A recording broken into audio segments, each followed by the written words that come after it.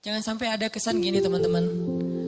Kita dulu mungkin pernah mengalami masa-masa yang kelam gitu ya. Atau kalau bahasa ustadz mah, atau bahasa fikih jahiliyah. Pernah mengalami masa-masa jahiliyah, banyak dosa, jauh dari Allah, ninggalin sholat, kayak gitu-gitu. Hampir semua dosa-dosa besar itu kita pernah ngelakuin. Pas udah hijrah kita ngomong gini, ada untungnya juga sih ustadz, saya dulu pernah nakal. Kalau enggak saya jadi enggak kayak gini sekarang. Kalau enggak saya jadi enggak tahu kalau itu ternyata bahaya. Jadi dengan saya pernah nakal dulu, sekarang saya bisa ngedidik anak saya. Saya tahu anak saya kalau ada indikasi-indikasi mulai nakal nih, saya tahu banget. Karena saya dulu pernah kayak gitu. Enggak ada untungnya teman-teman. Yang harus kita syukuri bukan kita pernah nakal. Yang harus kita syukuri, kita pernah nakal tapi Allah masih kasih kita kesempatan. Itu yang kita syukuri, kesempatan tuh. Sampai akhirnya kita bisa berhijrah, Allah kasih hidayah, itu yang kita syukuri. Alam yajidaka yatiman fa'awa wa wajadaka dhallan dhal. Kenapa dhal itu kayak panjang bacanya? Karena sesat jauh gitu kan ya. Kita pernah tersesat jauh. Dan tersesat itu bukan hanya soal akidah, tersesat dalam masalah ketaatan, kita nggak taat kepada Allah, tersesat jauh, sibuk dengan dunia, kemudian kita foya-foya jauh banget dari Allah. Wa wajadaka dhallan fahada. Allah tarik balik kepada kebaikan. Yang harus kita syukuri bukan dhalnya, tapi fahadanya, hidayahnya. Karena kalau kita berpikir untung juga saya dulu pernah nakal, ini bagian dari kita salah faham terhadap Allah. Jadi nggak ada baiknya kita pernah nakal, nggak ada baiknya kita pernah bandel, nggak ada baiknya kita pernah jahiliyah, pernah bikin dosa. Baiknya adalah alhamdulillah kita bisa taubat, bisa hijrah. Dan kalau kita dengar cerita orang-orang yang ngisahin masa lalunya, jangan takjub kepada dianya, tapi kita takjub kepada Allahnya. Ya Allah baik banget ya. Dia udah sejauh itu Allah nggak ilfil sama dia.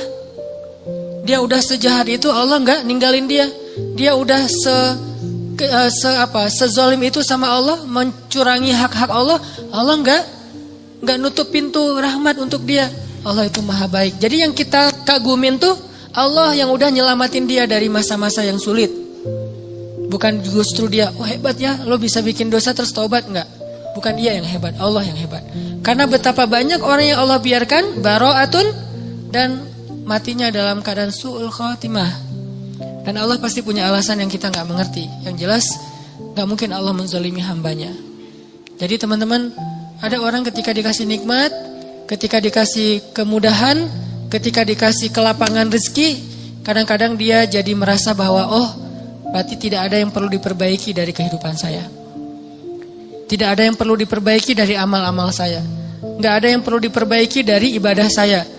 Karena gak ada masalah dalam hidup saya. Seolah-olah dia baru mau memperbaiki diri kalau ada masalah. Bukankah jauh dari Allah itu masalah paling besar?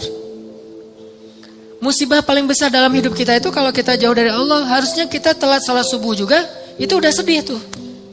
Bukan hari ini telat salat subuh atau gak salat subuh sampai dijamak dengan duha.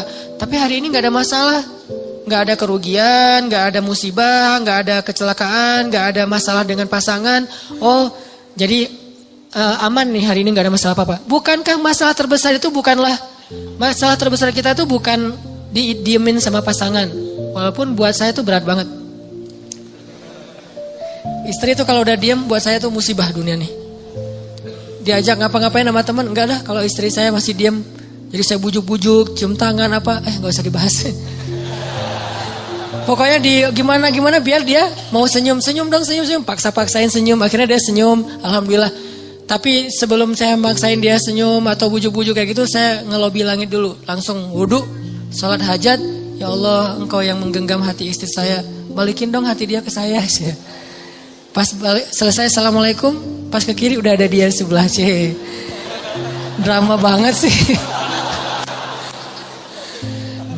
Nggak penting banget cerita kayak gitu. Yang jelas teman-teman, masalah terbesar kita bukan dicuekin oleh orang yang kita sayangin. Masalah terbesar kita bukan ada musibah atau kecelakaan di jalan. Masalah terbesar kita bukan nggak dapat proyek, tender kita nggak goal gitu. Masalah terbesar kita bukan sakit. masalah terbesar kita dalam hidup kita itu adalah ketika kita jauh dari Allah SWT. Bisa jauhnya hari ini target tilawah nggak dapat, bisa jauhnya sholat nggak khusyuk, bisa jauhnya sholat kelewat, bisa jauhnya apalagi akhlak nggak benar, kok jadi hari ini saya kepancing emosi. Bisa jauhnya ada orang butuh pertolongan, ditolong oleh orang lain duluan, bukan kita, padahal kita butuh nolong dia. Jadi bukan dia yang butuh kita, tapi kita butuh nolong dia supaya Allah nolong kita. Tapi hari ini nggak ada yang datang ke rumah kita, kan sedih tuh harusnya ya. Biasanya setiap hari ada aja yang minta tolong ke saya, tapi hari ini kok nggak ada ya. Itu harusnya jadi masalah besar buat kita. Itu aja udah bisa bikin kita nggak kegeeran. Dan nikmat terbesar dalam hidup kita bukan dikasih rezeki, walaupun itu kebaikan. Nikmat terbesar dalam hidup kita bukan dikasih pasangan, walaupun itu ya penting banget. Saya nggak berani ngomong nggak penting, bahaya nanti.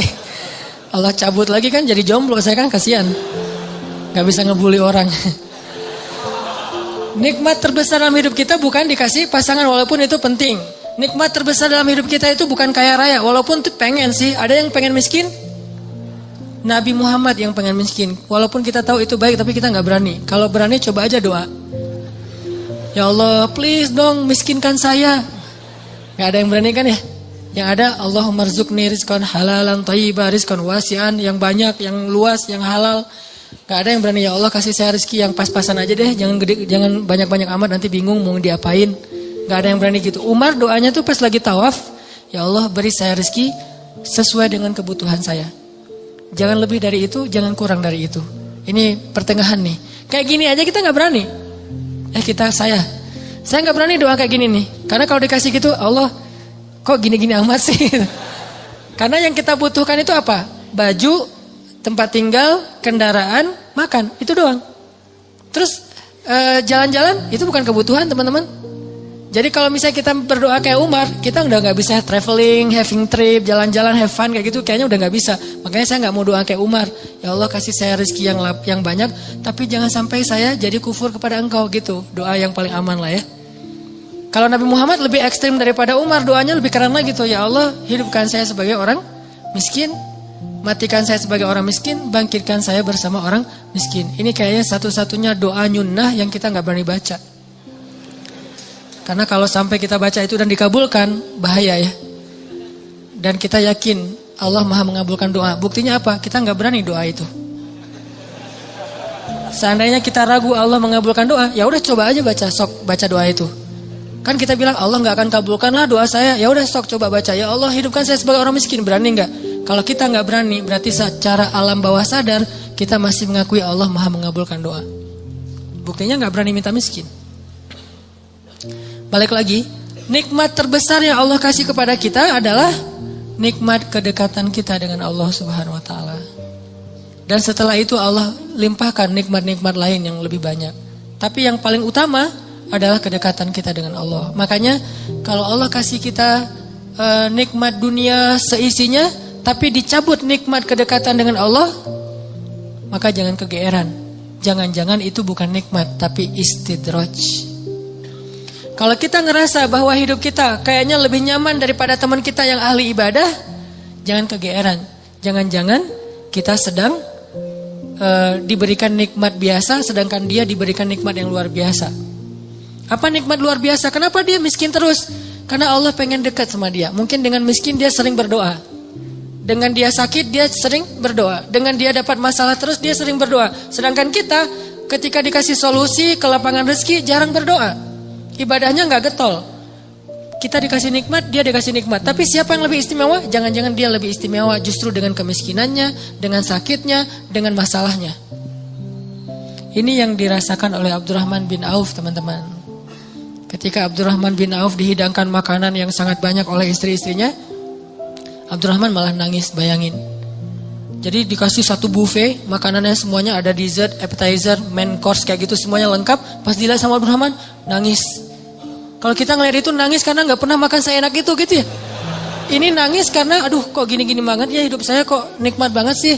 Akhirnya istrinya nanya kepada Abdurrahman, "Ma yubki kayak Abdurrahman, kenapa kamu nangis wahai Abdurrahman bin Auf?" Kata Abdurrahman, "Bagaimana saya tidak nangis? Ada orang yang lebih soleh dari saya, hidupnya susah. Siapa dia? Hamzah dan Mus'ab bin Umair. Sampai keduanya ketika meninggal dalam perang Uhud, saking miskinnya gak punya kain kafan. Satu-satunya kain kafan mereka selimut kecil yang kalau ditutup kepala kelihatan kaki, ditutup kaki kelihatan kepala. Saking miskinnya gak punya apa-apa untuk dikafanin. Sedangkan saya yang amalnya sedikit, Allah limpahkan nikmat yang sangat banyak. Saya jadi curiga, kata Abdurrahman bin Auf. Curiga apa? Jangan-jangan mereka yang lebih soleh, kesolehan mereka itu dibalas oleh Allah nanti di akhirat, makanya diirit di dunia. Sedangkan saya nggak soleh-soleh amat, ketidaksolehan saya itu dibalas di dunia, terus dapat apa nanti saya di akhirat? Nangislah Abdurrahman bin Auf, nggak jadi makan. Ini artinya orang kaya tapi nggak GR. Kalau yang barusan kita baca di surah Al-Kahfi, orang kaya GR, Allah sayang banget ya sama saya, nanti kalau saya meninggal pasti dikasih yang lebih banyak lagi. Ini teman-teman, ternyata ukurannya biar kita nggak GR itu adalah siapa yang paling dekat kepada Allah. Kalau ada orang kaya dengan kekayaannya rajin sedekah, kita harus acungkan jempol. Oh, berarti dia dengan kekayaan itu makin soleh. Kalau kita dengan kekayaan rajin sedekah, rajin bantu orang lain, mudah-mudahan kita husnuzon di sini. Tapi kalau dengan kekayaan kita jadi lalai, jangan kegeeran. Di sini bukan bab husnuzon, tapi bab introspeksi diri. Jangan-jangan kita kena istijraj level 1 walaupun belum level 7.